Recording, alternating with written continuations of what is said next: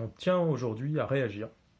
aux déclarations d'Édouard Philippe faites hier à l'Assemblée nationale parce qu'on les considère en fait tout simplement inacceptables pour la santé et la sécurité aussi bien des personnels de l'éducation nationale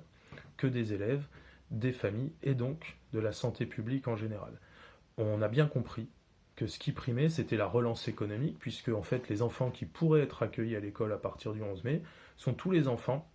qui ne peuvent pas se garder eux-mêmes. Ça veut dire que tout le discours très cynique et très méprisant qui voulait mettre en avant le fait qu'on allait s'occuper des enfants les plus en difficulté, c'est complètement effondré en fait, puisqu'on se rend compte que ce qui compte en premier, c'est de pouvoir garder les enfants pour que leurs parents puissent retourner travailler et qu'ainsi les employeurs puissent mettre la pression sur leurs salariés en reniant notamment, par exemple, leur droit au garde d'enfants. Ensuite, il y a des choses très concrètes qui ont été dites ou qui n'ont pas été dites. On ne sait toujours pas si les enseignants pourront assurer la garde de leurs propres enfants à la maison avec des autorisations spéciales d'absence, alors que l'école ne sera que sur la base du volontariat. On tient aussi à critiquer fermement le fait qu'on renvoie tout au bon sens des territoires. En réalité, ça va être la foire d'empoigne,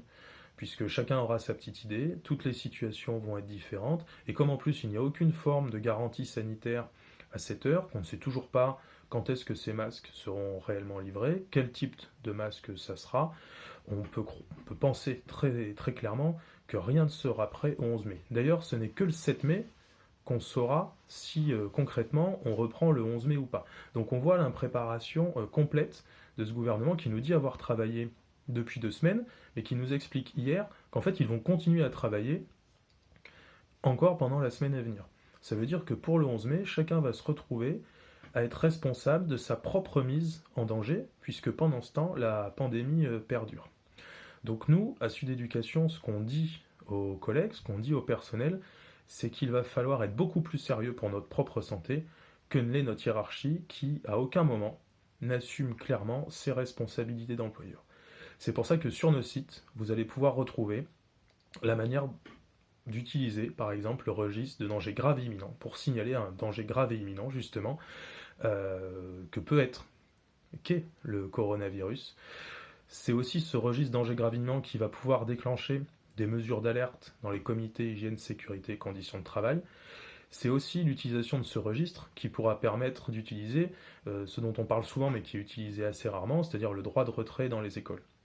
On tient aussi à affirmer qu'à Sud Éducation, pour pouvoir résoudre certaines situations qui vont être compliquées, pour pouvoir aussi continuer à contester, hein, comme ont pu contester de nombreux salariés, comme par exemple à Amazon,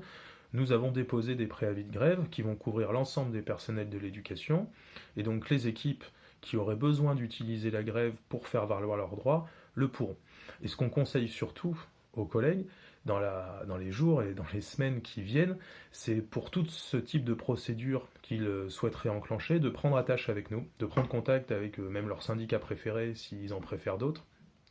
Mais l'heure va être vraiment à la construction de solidarité collective, puisque ce que fait le gouvernement, c'est de renvoyer le déconfinement